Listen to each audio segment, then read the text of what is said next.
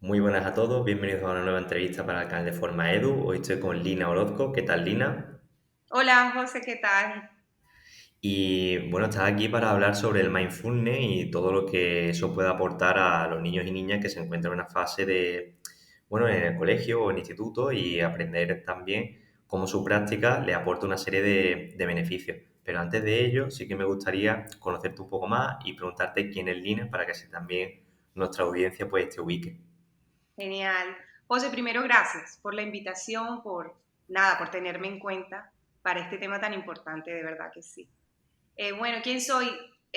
Bueno, soy madre de dos pequeñas, de dos niñas preciosas que en su inmensa diferencia y perfección me han enseñado muchísimo y es la que han hecho, de hecho, que yo esté ahora metida en este mundo. Bueno, yo tomé la decisión, pero por sentirme o por prepararme más y mejor para mi rol de mamá y todo esto se me encaminó a mi rol profesional, lo cual, bueno, vivo agradecida con la vida porque el cambio ha sido increíble. Y bueno, y soy psicóloga de estudios, estudié psicología, eh, bueno, me he especializado, he tenido mis maestrías, títulos profesionales, pero en el que más me enfoco y trabajo y de verdad que me encanta es el de experta en mindfulness y gestión emocional. Bueno, la palabra experta no es que me encante, pero bueno, especialista en esto. Genial. Pues oye, por sentar un poco una base, antes de empezar con el resto de preguntas, ¿podríamos definir a grosso modo qué es el mindfulness?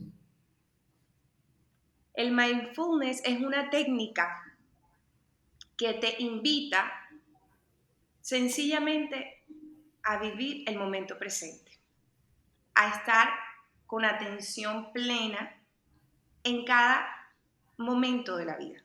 Porque realmente los seres humanos tenemos como la percepción que vamos a ser felices cuando consigamos, vamos a ser felices en un futuro que, no sé, que gane más dinero, que tenga un mejor trabajo, que tenga un mejor coche, que mis hijos tal cosa. Y no nos damos cuenta que lo único que tenemos es el presente y el mindfulness te invita a eso, a disfrutar tu presente, a la final tu pasado en su momento fue tu presente y el futuro va a terminar siendo nuestro presente. O sea, realmente lo único que existe es el presente o lo único de lo que podemos tener cierto control, que nos encanta el control a los seres humanos, y no nos damos cuenta y no disfrutamos las pequeñas cosas pensando que son obvias, que no tienen tanta importancia y de verdad que al final la vida son esos pequeños momentos. Entonces, esta práctica es preciosa por eso, porque te enseña a disfrutar la vida, a ser mucho más feliz, con menos carga, eh, y ya, no sabemos cuándo nos vamos a morir y sencillamente disfrutamos lo que tenemos. Estupendo. Pues a lo largo de este episodio vamos a ir dirigiendo todo lo que es el mindfulness y su práctica hacia los niños y sobre todo en un ámbito más educativo. Y para empezar, así directamente, me gustaría preguntarte que cuáles son los beneficios más destacados de la práctica del mindfulness en niños y cómo puede influir en su desarrollo. Bueno, son muchos los beneficios, como por ejemplo, pensando en el tema educativo en los niños, el tema de atención y concentración. Los niños, pues como sabemos, son muy activos, tienen una necesidad de movimiento, de una curiosidad altísima y nos cuesta mucho a veces como enfocarlo, como trabajar, que puedan atender.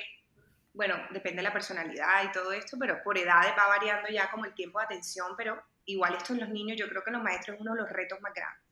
Y el mindfulness ayuda con esto, ayuda muchísimo. Por ejemplo, a encontrar la calma, sobre todo en esos desbordes o descontroles emocionales que están llamados, que no me gusta, opino que no se deberían llamar así, pero bueno, rabietas, que a la final, ¿qué es una rabieta? Es un desborde, un descontrol emocional, que es totalmente natural y normal en los niños por su nivel de desarrollo cerebral, porque es un cerebro todavía inmaduro, que no está totalmente desarrollado y que obviamente no tiene todavía esa autorregulación. Entonces el mindfulness también ayuda a que el niño, por medio de la respiración, por medio de la atención plena o consciente, pueda encontrarse como un poquito más en calma, con mayor nivel de atención. Inclusive esta práctica te ayuda o te acompaña en que haya un mayor nivel de empatía, tanto en uno mismo como con el otro. Eh, el nivel de gratitud, el de disfrutar cada cosa, aunque te digo algo, los niños son nuestros mayores maestros en eso, porque los niños disfrutan cada cosa como si no hubiera más vida, y es que así debería ser, sería mucho más bonito, sería mucho eh, menos difícil la vida si la viéramos de la manera en que ellos la ven. Pero nos lo vamos complicando, los adultos también pensando o con nuestra mejor intención, que estoy segura, vamos como encaminando a los niños y los vamos sacando de esa esencia tan bonita y bueno, nada, así funciona la vida, pero el mindfulness, pues pienso que de los beneficios principales, porque son muchos, estos. Esto mismo, el hecho de aprender a respirar, aprender a calmarse en el momento de peor caos, también ayuda obviamente a la gestión emocional, que ya en un futuro sepan a identificar emociones, a saber qué hacer cuando siento esta emoción, y todo esto va aumentando el nivel de inteligencia emocional. Entonces, el mindfulness ayuda también con la inteligencia emocional. Es una herramienta preciosa, perfecta y mágica para desarrollar la inteligencia emocional. Y no solo en los niños, o sea, todos los adultos deberíamos aprenderlo, porque es que no nos los enseñaron. Entonces, nunca es tarde para empezar. Claro. Y oye, poniéndonos en el papel de un tutor o un profesor que quiere que los niños de su entorno, ya sean alumnos o hijos, quiera que se inicien en esta práctica, desde tu experiencia, ¿cómo les recomendarías que comenzasen? Hay una forma como, no fácil, pero sí como muy ordenada que ayuda a que sí o sí se haga y es que se incluye dentro de la rutina del colegio, del día a día. Hay escuelas, bueno, que para bien o para mal todavía son muy poquitas, pero bueno, me alegro que este tema cada vez esté como que haciendo más ruido, como que llegando a más personas, porque realmente hace toda la diferencia. No es fácil tener en un aula a 20, 30 niños. Y ni siquiera es que son pequeños, porque los mayores también tienen sus propios retos de preadolescencia o de adolescencia. Pero cuando tenemos una rutina dentro del salón que nos lleve siempre a la calma, eso va a ser súper beneficioso, tanto para el niño como para el aprendizaje, como para el maestro. Entonces, si dentro de la rutina incluimos, por ejemplo, momentos de respiración, momentos de atención plena, pero atención plena, o sea, no es solamente como vamos a hacer esta actividad porque sí, porque toca, porque está en el currículum, sino porque realmente nos va a beneficiar en algo, o sea, que haya un sentido más allá del aprendizaje de conceptos. Por ejemplo, con los niños más pequeños que todavía no sepan gestionar muy bien sus emociones, que bueno, yo pienso que no sabemos gestionar nuestras emociones, entre comillas, hasta que ya seamos adultos y podemos tener un autocontrol mayor. Pero hay algo que a mí me fascina, que es el rincón de la calma. El rincón de la calma es, antes se utilizaba muchísimo como, bueno, estás enojado, siéntate mirando contra la pared. O quédate aquí solo y cuando te calmes, tal cosa. O sea, realmente está ya científicamente comprobado por 1000 estudios que hacen que realmente lo único que eso hace es que el niño se sienta peor, porque lo estás excluyendo. Él no tiene la madurez para hacer el autoanálisis y decir, oh, me equivoqué, sí, qué mal. No, lo que se siente es excluido, menos querido. eh, eh, y sobre todo que hay niños con unos temperamentos muchísimo más fuertes que otros. Entonces, bueno, en fin.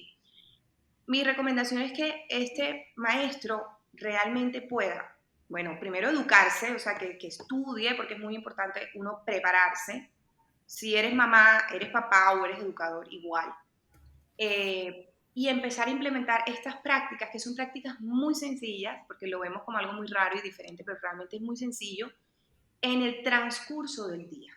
Con que lo hagamos algunas veces durante el tiempo, o sea, durante el día, ya vamos a notar la diferencia. Sobre todo al momento de que alguien se porte mal o que haya hecho algo en que no debía haber hecho en ese momento, y hasta la forma de castigar o de regañar cambia. porque no, ya no es como venganza de que no me hiciste caso, te voy a poner un castigo, sino que hay una consecuencia mucho más natural, mucho más desde la calma, desde el respeto y desde la enseñanza. Entonces, bueno, esto realmente cambia la manera de ver todo. Genial. Y además de esa atención plena, esos ejercicios de respiración o ese rincón de reflexión, como tú lo has mencionado, ¿qué otras herramientas nos ofrece el mindfulness para que los niños puedan lidiar con el estrés y la ansiedad del día a día? Mira, hay mil como tácticas o recomendaciones, pero el simple hecho de tener actividades que lo inviten a, por ejemplo, inclusive comer. O sea, el simple hecho de comer y el empezar a decir, ok, ¿qué sabores sientes? O sea, empezar a meter tus sentidos y eso te ayuda a centrarte. ¿Qué sabores sientes? ¿Qué colores hay? ¿A qué huele? Entonces, con las actividades que tenemos, que podemos hacer en casa, los podemos enfocar a esa atención plena. O sea, no es algo como súper raro que solamente se pueden practicar con las prácticas o las técnicas mindfulness, sino que realmente podemos aplicar el mindfulness en todo, en la vida. Entonces, lo principal es, por ejemplo, el tema, aparte de esto, el tema, por ejemplo, de poder inclusive aprender a respirar de una manera consciente y de una manera profunda. O sea, el simple hecho de empezar a aprender esto va a hacer que nuestro sistema nervioso cambie, que es fuertísimo, porque uno dice, bueno, sí, respirar, bueno, sí, respirar te calma, pero a la final tú no sabes qué es lo que pasa, por qué te calma y qué es lo que pasa en tu cerebro. Y resulta que el cerebro, bueno, tiene un sistema nervioso autónomo que se divide en simpático y parasimpático. El parasimpático es el de lucha o huida. Perdón, el simpático es el de lucha o huida, es decir, algo está pasando, tengo que huir o luchar, o sea, se activa. Y el parasimpático es el de la calma, el de la, como decir, listo, todo está bien, tranquilo, el de la relajación. Entonces, al respirar, activamos el sistema parasimpático. Entonces, nuestro sistema nervioso dice, oye, tranquilo, todo está bien. Entonces, no es respiración agitada y rápida, es una respiración lenta y profunda. Y el simple hecho de estar concentrado en nuestra respiración, ya todo cambia. Porque, como te digo, ya se activa la parte de nuestro sistema que dice todo está bien, ya todo lo hacemos con una mayor calma, los niveles de estrés bajan, que vivimos como acelerados y siempre afanados por lo que viene, por lo que no tuvimos, y el simple hecho de respirar cambia todo. O sea, es precioso. Totalmente. Totalmente. Que, bueno, Lina, la siguiente pregunta va un poco encaminada a cómo podemos ayudar a estos niños a iniciarse en este tipo de prácticas. Porque, claro, tú con un adulto puedes sentarte, puedes explicarle los beneficios, lo bueno que va a sacar de mindfulness. Pero, claro, muchas veces un niño, como tú has comentado, tiene mucha energía, son un poco más dispersos. Entonces, ¿cómo crees que podríamos adaptarla para que ellos sientan un poco de conexión con este tipo de técnicas? No sé si quizá a través del juego, no sé qué me propone. Es a través del juego. O sea, el niño es igual a juego. Con los Mm. adultos uno puede sentarse y sencillamente sentarte a respirar y le explicas los beneficios y listo. Con el niño es mucho más dinámico. Con el niño es mucho más de probar. Entonces, por ponerte un ejemplo de un juego, que hay muchísimos porque al final son juegos. Entonces, bueno, ¿cuántos juegos no existen? Pero por ponerte un ejemplo, de hecho, hace poco tuve un taller y uno de los juegos que hice fue, estábamos al aire libre porque, bueno, el clima no los permitía, y sí, yo hice un círculo y le dije a cada uno, pinta una carita. Y sí, obviamente mi intención era ver qué expresión ponían, si era una expresión de felicidad, una expresión de tristeza. Entonces yo le dije, dibuja cómo te sientes, porque lo primero es enseñar las emociones, es lo primerito. ¿Cómo te sientes? ¿Qué sientes? Estos niños obviamente ya tenían 7, 8 años, ya estaban como, ya podían decir lo que sentían. Niños más pequeños todavía no le puedo hacer este tipo de preguntas. Pero ellos, bueno, me pusieron felices, Hubo una niña que puso triste porque después yo obviamente con estos niños luego tengo como un momento dentro del juego en donde puedo empezar a hacer como más, conocer un poco más de por qué se siente así. Y puso tristeza porque estaba nerviosa, porque había tenido una herida, tenía unos puntos y se lo iban a quitar y ella estaba nerviosa de que le fuera a doler. Otra niña no supo qué pintar porque estaba pasando por un momento complicado de situaciones familiares y se sentía confundida. Y entonces todo esto hace parte también de la psicología, que es lo que me encanta, porque se puede unir la psicología con el mindfulness, la parte educativa con el mindfulness, el simple hecho de ser madre o padre con el mindfulness, o el simple hecho de ser un ser humano. O sea, tú lo puedes enfocar dependiendo de lo que tú eres y de lo que quieres. Entonces, en mi caso, por ser psicóloga, tengo el conocimiento del tema de proyectar las emociones y de trabajar ese tema. ¿Qué pasa? ¿Por qué fue mindfulness la actividad? Porque al final le puse como un celo transparente en el cabello y les dije, vamos a hacerle el pelo. Y el pelo eran flores.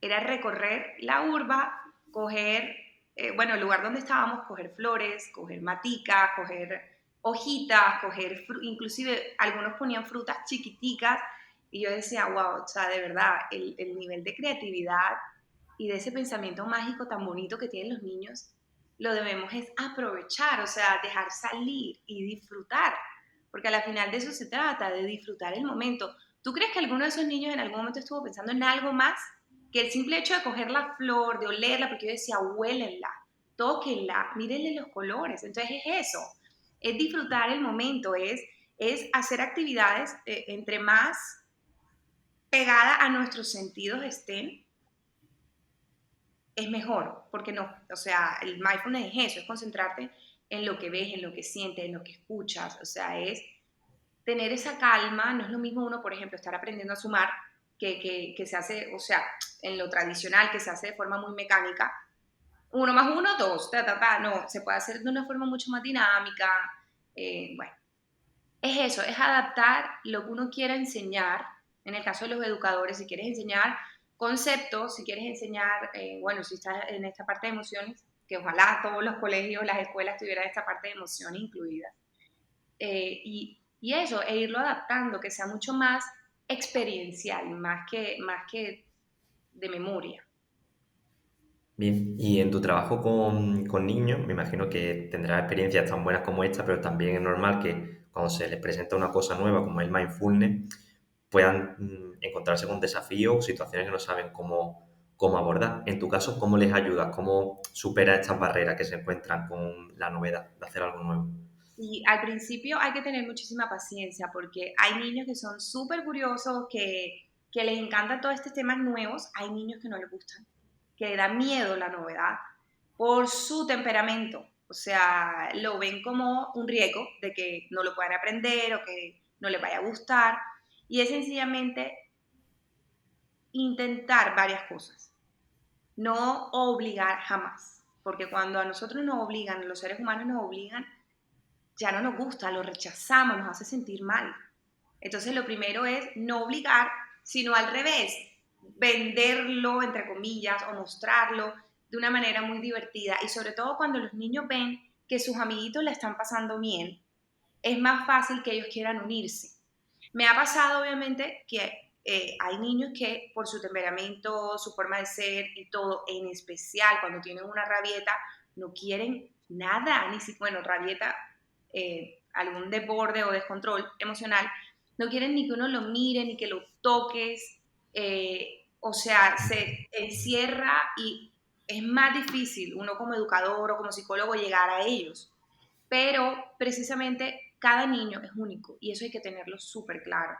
Y yo sé que no es fácil tener 20 y 30 niños en un aula, en una clase, y tener la paciencia para que cada uno aprenda a su ritmo, que cada uno aprenda a su manera, porque cada quien aprende de forma diferente.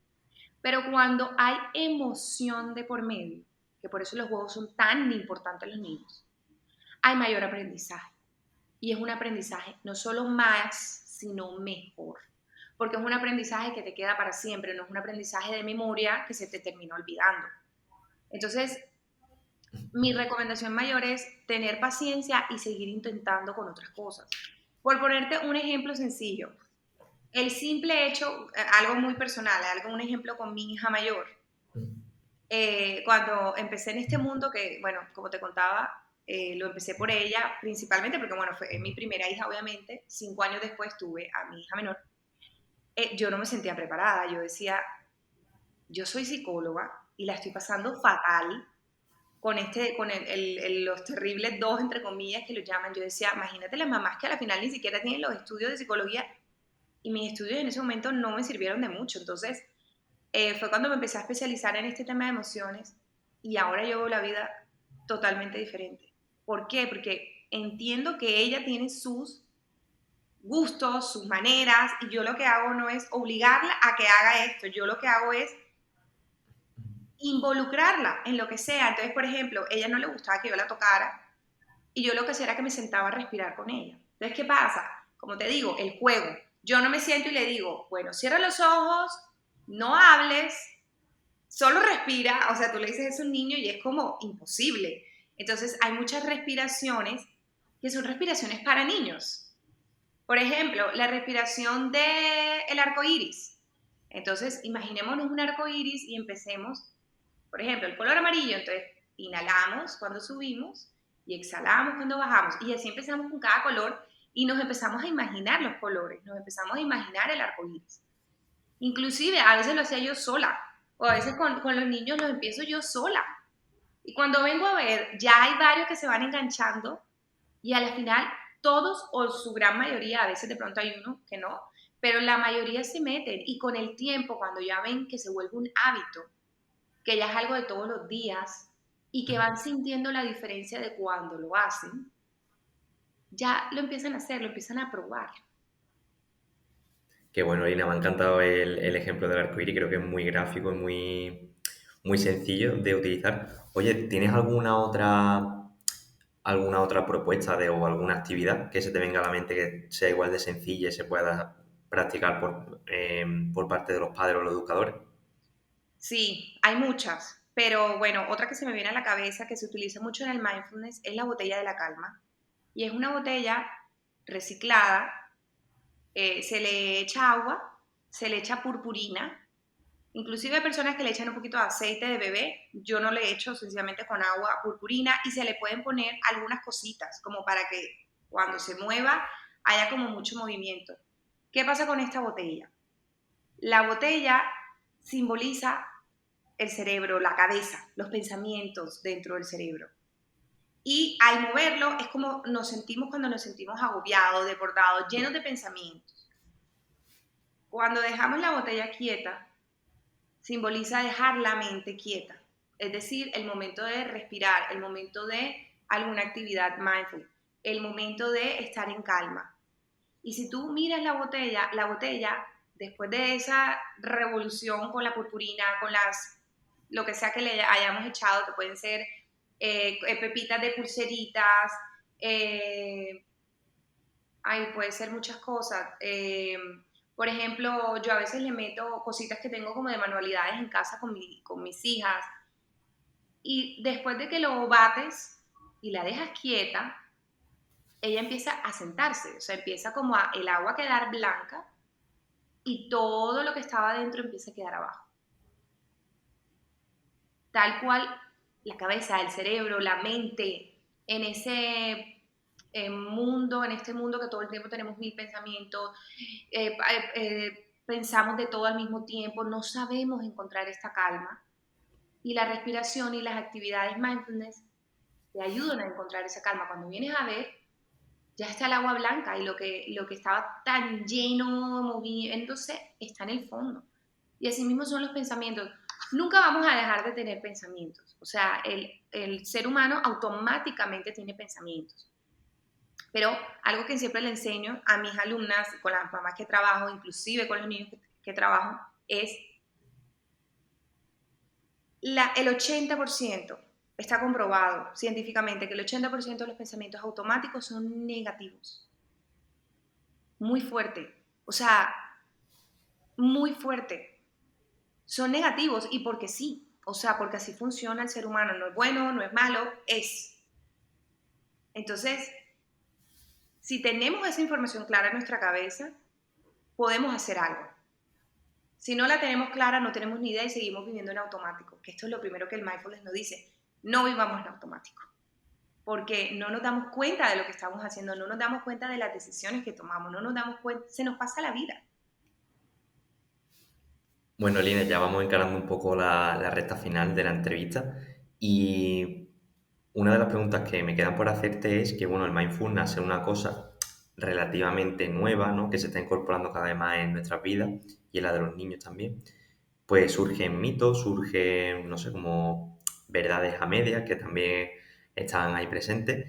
¿Hay alguna que te gustaría desmentir? Que decir, oye, mira, pues la gente piensa que el mindfulness es esta cosa, pero resulta que no es así. Sí, hay muchas, hay muchas. Primero, cuando el ser humano ve algo nuevo, lo considera raro.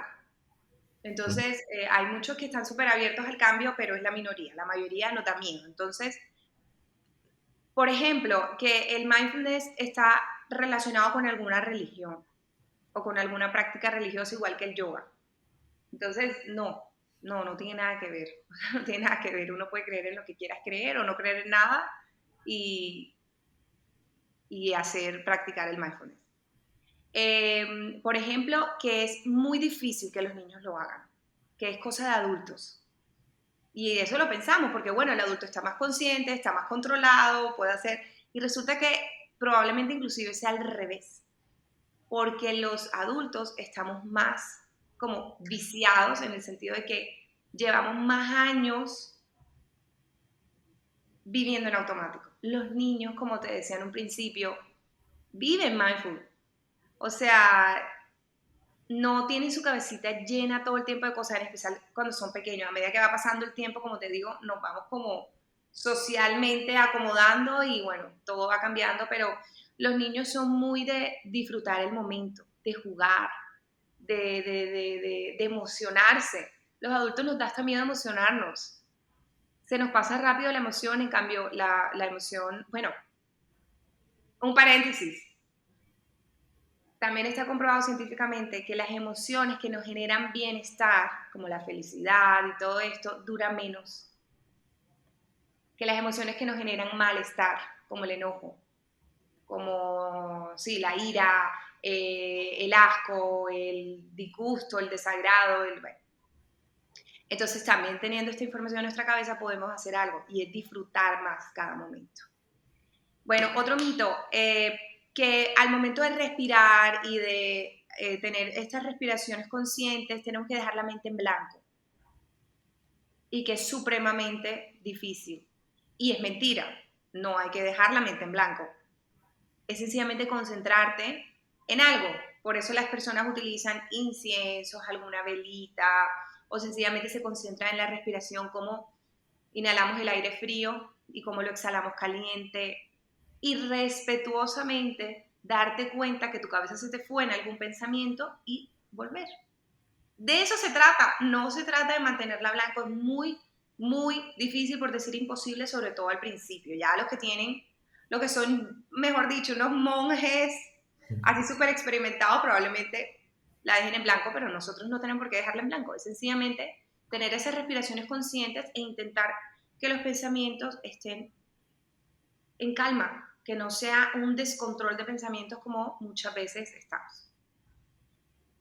Eh, bueno, que de pronto se tiene que hacer es como en algún lugar especial o con unas técnicas muy especiales o puntuales, que era lo que te decía ahorita. No, lo puedes hacer en todos lados, lo puedes hacer con todo lo que hagas, lo puedes hacer en un restaurante, lo puedes hacer en el colegio, lo puedes hacer en casa, lo puedes hacer en todos lados. Yo creo que esos son como los mitos más relevantes que tengo así en la cabeza. Estupendo, Lina. Pues ya hemos llegado al final de la entrevista, pero en todas las que hacemos siempre nos gusta conocer también un poco a la persona que hay detrás del profesional y siempre hago la misma pregunta, que es, ¿qué es lo que más te gusta de tu trabajo? Me encanta servir. O sea, me encanta cuando hay una mamá o alguna persona con la que trabajo y me dice, estoy viendo ahora la vida diferente, o estoy viendo mi maternidad diferente, o estoy gestionando mis emociones o acompaño a mi hijo a gestionarlo de una manera diferente. Eso me llena el corazón, de poder servir, de poder compartir no solo una filosofía, sino como la manera de vivir de una manera más feliz, con mayor calma, con mayor disfrute, que a la final eso nos da felicidad, todo esto. Entonces, eso es lo que más me gusta de mi trabajo. Además que amo a los niños son mágicos, son puros. O sea, a medida que van creciendo, todo va cambiando, como te digo, por la sociedad, por todo. Pero los niños son puros, son pureza y eso es lo que más me gusta, poder estar, servir a la infancia y que las madres y las educadoras no nos desbordemos y no nos sintamos tan agobiadas todo el tiempo porque realmente no es fácil tampoco trabajar con niños. Ujú. Entonces, bueno, yo creo que eso. Bueno, Lina, pues ya sí que sí hemos llegado al final de la entrevista, pero obviamente no podemos despedirnos sin antes, por supuesto, darte las gracias por tu tiempo, por querer colaborar con nosotros y también sin recomendar tanto tu perfil de Instagram, que a través de por donde nos conocimos, Lina Orozco Zuloaga, y tu web que es igual, linaorozcozuloaga.com. O sea, para quien quiera profundizar más acerca de ti, sobre lo que haces y sobre tu trabajo, allí puede encontrar mucho más contenido más allá de esta entrevista. Así es, José, muchísimas gracias por invitarme nuevamente y nada, ha sido un placer compartir con ustedes. Genial.